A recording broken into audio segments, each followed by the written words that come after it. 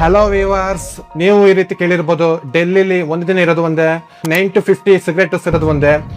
Air quality index report ಪ್ರಕಾರ ಪ್ರಪಂಚದ top 100 pollution ಆಗಿರುವ ಸಿಟೀಸ್ ಅಲ್ಲಿ ಆಲ್ಮೋಸ್ಟ್ 80+ ನಮ್ಮ ದೇಶದ ಸಿಟೀಸ್ ಇದಾವೆ. ಅಷ್ಟು ಪೊಲ್ಯೂಟೆಡ್ ದೇಶವಾಗಿದೆ ನಮ್ಮ ದೇಶ. ಪೊಲ್ಯೂಷನ್ ದೇಶಗಳಲ್ಲಿ ನಮ್ಮದೇ first rank. What is the number right now? The PM 2.5, I think it's 130, 140, Okay. which is over 10x what is reasonable, what is appropriate. ಆದರೆ ಚೈನಾದ ಬೀಜಿಂಗ್ ಸಿಟಿ 10 ವರ್ಷ ಮುಂಚೆ ತುಂಬಾ ಪೊಲ್ಯೂಟೆಡ್ ಸಿಟಿ ಆಗಿತ್ತು. ಬಟ್ ಇವಾಗ ಆ ಸಿಟಿ ಏರ್ ಪೊಲ್ಯೂಷನ್ ಅಲ್ಲಿ safe ಆಗಿರೋ ಸಿಟಿ ಆಗಿದೆ. ಹಾಗಿದ್ದರೆ ಅಷ್ಟೊಂದು ಮಾಲಿನ್ಯವಾಗಿದ್ದ ಆ ಸಿಟಿ ಹೇಗೆ ಇಷ್ಟೊಂದು ಬೇಗ ಸೇಫ್ ಸಿಟಿ ಆಯಿತು? ಚೈನಾ ಏನೆಲ್ಲ ರೂಲ್ಸ್ ತಂದ್ರು? ಈ ವಿಡಿಯೋದಲ್ಲಿ ಇಂಡಿಯಾದ ಪೊಲ್ಯೂಷನ್ ಬಗ್ಗೆ ಪ್ಲಸ್ ಆ ಬೀಜಿಂಗ್ ಸಿಟಿ ಯಾವ ರೀತಿ ಸೇಫ್ ಸಿಟಿ ಆಯಿತು ಫುಲ್ ಇನ್ಫಾರ್ಮೇಶನ್ ಕೊಡ್ತೀನಿ.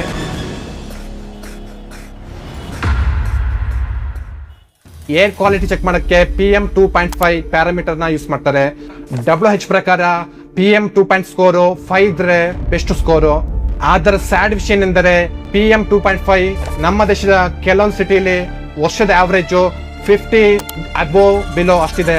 WHO ಪ್ರಕಾರ 5 ಇರಬೇಕು ವರ್ಷದ ಆವರೇಜು PM 2.5 ಸ್ಕೋರು. ಬಟ್ ನಮ್ಮ ದೇಶದ ಸಿಚುವೇಶನ್ ಆ ರೀತಿ ಇಲ್ಲ, ತುಂಬಾ ವರ್ಸ್ಟ್ ಆಗಿದೆ ಏರ್ ಪೊಲ್ಯೂಷನ್ ಅಲ್ಲಿ. ಒಂದು ಸಲ ನೀವು ನಿಮ್ಮ ವೆದರ್ ಆ್ಯಪ್ ಅಲ್ಲಿ PM 2.5 ಸ್ಕೋರ್ ಎಷ್ಟಿದೆ ಚೆಕ್ ಮಾಡಿ ನೋಡಿ, ನಿಮ್ಮ ಸಿಟೀಸ್ ಅಲ್ಲಿ ಎಷ್ಟಿದೆ ಅಂತ ಕಮೆಂಟ್ ಮಾಡಿ.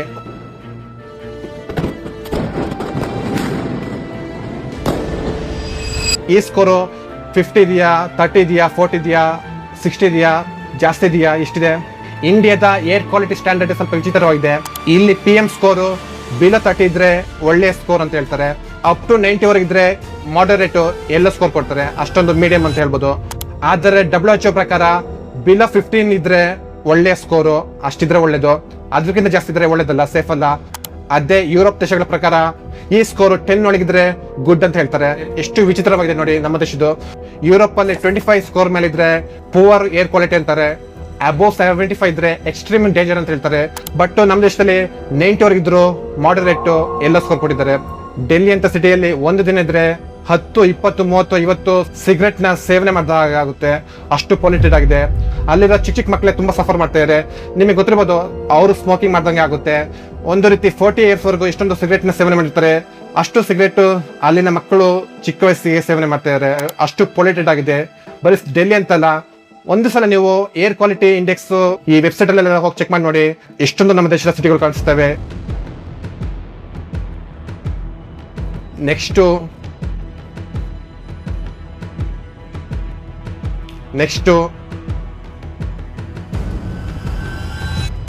ಗವರ್ಮೆಂಟ್ ರಿಪೋರ್ಟ್ ಪ್ರಕಾರ ವರ್ಷಕ್ಕೆ ಇಂಡಿಯಾದಲ್ಲಿ ಏನಿಲ್ಲ ಅಂದ್ರೂ 2 ಮಿಲಿಯನ್ ಆವರೇಜ್ ಏರ್ ಪೊಲ್ಯೂಷನ್ ಇಂದ ಸಾಯುತ್ತಿದ್ದಾರೆ. ಈ ನಂಬರು ಜಾಸ್ತಿನೂ ಆಗ್ಬೋದು, ಕಮ್ಮಿನೂ ಆಗ್ಬೋದು, ಬಟ್ ಇಷ್ಟೊಂದು ದೊಡ್ಡ ಎಕ್ಸ್ಟ್ರೀಮ್ ಲೆವೆಲ್ ಇದೆ ಇಲ್ಲಿನ air pollution. These contaminants wreak havoc on the body. It can create neurological dysfunction. It can cause asthma, it can cause lung irritation.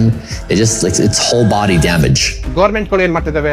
ಗೌರ್ಮೆಂಟ್ಗಳು air pollution, water pollution control ಮಾಡಕ್ಕೆ ಅಷ್ಟೊಂದು amount ಖರ್ಚು ಮಾಡಿದ್ವು ಹಂಗೆ ಅಂತ ಹೇಳ್ತಾನೆ ಇರ್ತಾರೆ. ಬಟ್ ಯಾಕೆ ಇನ್ನು ಕಂಟ್ರೋಲ್ ಆಗಿಲ್ಲ? ಯಾಕೆ ಕರೆಕ್ಟ್ ಆಗಿ ಫಾಲೋ ಮಾಡ್ತಿಲ್ಲ ಗೌರ್ಮೆಂಟ್ಗಳು? ಹಾಗಿದ್ದರೆ ಚೈನಾದ ಬೀಜಿಂಗ್ ಸಿಟಿ ಯಾವ ರೀತಿ ಅಲ್ಲಿನ ಪೊಲ್ಯೂಷನ್ ಕಂಟ್ರೋಲ್ ಮಾಡ್ತು? ಯಾವಾಗ ಇಂಡಸ್ಟ್ರಿಯಲ್ ರೆವಲ್ಯೂಷನ್ ಆಯ್ತು, ಪ್ಲಸ್ ಪಾಪ್ಯುಲೇಷನ್ ಇನ್ಕ್ರೀಸ್ ಆಗ್ತಾ ಇತ್ತು, ಅಲ್ಲಿ ವೆಹಿಕಲ್ಸ್ ಸಂಖ್ಯೆನೂ ಜಾಸ್ತಿ ಆಗ್ತಾ ಹೋಗುತ್ತೆ, ಅದರಿಂದ ಪೊಲ್ಯೂಷನ್ ಜಾಸ್ತಿ ಆಗ್ತಾ ಹೋಗುತ್ತೆ. ಪ್ಲಸ್ ಅಲ್ಲಿ ಜಾಸ್ತಿ ಕೋಲ್ನ ಯೂಸ್ ಮಾಡ್ತಿರ್ತಾರೆ ಎನರ್ಜಿ ಸೋರ್ಸ್ಗೋಸ್ಕರ. ಕೋಲ್ ಕನ್ಸಂಪ್ಷನ್ ಇಂದ ಜಾಸ್ತಿ ಪೊಲ್ಯೂಷನ್ ಇನ್ಕ್ರೀಸ್ ಆಗ್ತಾ ಹೋಗುತ್ತೆ. ಮತ್ತೆ ಫ್ಯಾಕ್ಟ್ರಿಯಿಂದ ಬರುವ ಪೊಲ್ಯೂಷನ್, ಇನ್ನು ಹಲವಾರು ಪೊಲ್ಯೂಷನ್ ಇಂದ ಅಲ್ಲಿ ಪೊಲ್ಯೂಷನ್ ಜಾಸ್ತಿ ಆಗ್ತಾ ಹೋಗುತ್ತೆ. ಅದಕ್ಕೆ ಅಲ್ಲಿನ ಗೌರ್ಮೆಂಟ್ 2016 ಅಲ್ಲಿ ಪೊಲ್ಯೂಷನ್ ಮೆಷರ್ ಮಾಡ್ತಾರೆ. ಎಲ್ಲ ಸರ್ವೆ ಮಾಡಿ ಯಾವ ಕಡೆ ಜಾಸ್ತಿ ಪೊಲ್ಯೂಷನ್ ಆಗ್ತಿದೆ, ಕಾರಣಗಳು ಎಲ್ಲದನ್ನು ಲಿಸ್ಟ್ ಮಾಡ್ತಾರೆ. ಫಸ್ಟ್ ಅವರು ಪಬ್ಲಿಕ್ ಟ್ರಾನ್ಸ್ಪೋರ್ಟ್ ಅದ್ರ ಬಗ್ಗೆ ಪ್ರೋತ್ಸಾಹ ಮಾಡ್ತಾರೆ. ಜನರಿಗೆ ಅವರ ಕಂಪನಿ ಪಕ್ಕದಲ್ಲೇ ಮನೆಗಳು ಈ ರೀತಿ ಹತ್ರದಲ್ಲಿರುವ ಹಾಗೆ ಮಾಡ್ತಾರೆ.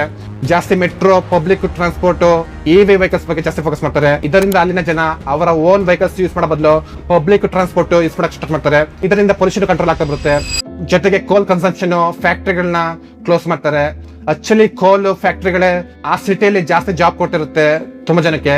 ಬಟ್ ಏನ್ ಮಾಡಕ್ಕಾಗಲ್ಲ, ಅಂತ ಫ್ಯಾಕ್ಟ್ರಿಗಳನ್ನ ಕ್ಲೋಸ್ ಮಾಡ್ತಾ ಹೋಗ್ತಾರೆ. ಕೋಲ್ ಎನರ್ಜಿಯಿಂದ ಗ್ಯಾಸ್ ಎನರ್ಜಿ ಕಡೆ ಶಿಫ್ಟ್ ಆಗ್ತಾ ಹೋಗ್ತಾರೆ. ಇದರಿಂದ ಪೊಲ್ಯೂಷನ್ ಕಂಟ್ರೋಲ್ ಆಗ್ತಾ ಬರುತ್ತೆ. ಇದರ ಜೊತೆಗೆ ಜಾಸ್ತಿ ಪೊಲ್ಯೂಷನ್ ಆಗ್ತಿರುವ ಫ್ಯಾಕ್ಟರಿಗಳನ್ನ ಕ್ಲೋಸ್ ಮಾಡ್ತಾ ಬರ್ತಾರೆ. ಜೊತೆಗೆ ತುಂಬಾ ಇಂಪಾರ್ಟೆಂಟ್, ಆ ಸಿಟಿಯ ಅಕ್ಕಪಕ್ಕ ಜಾಸ್ತಿ ಮರಗಳನ್ನ ಪ್ಲಾಂಟ್ ಮಾಡ್ತಾ ಬರ್ತಾರೆ. ಇದರಿಂದ ಗೊತ್ತಿದೆ ಪೊಲ್ಯೂಷನ್ ಕಂಟ್ರೋಲ್ ಆಗ್ತಾ ಬರುತ್ತೆ. ಜಾಸ್ತಿ ಮರ ಬೆಳೀತಾರೆ. ಇದರ ಜೊತೆಗೆ ಅಲ್ಲಿ ಕಾರ್ನ ಬೈ ಮಾಡ್ಬೇಕಂದ್ರೆ ನಂಬರ್ ಪ್ಲೇಟ್ ಲಾಟ್ರಿನ ವಿನ್ ಆಗ್ಬೇಕು.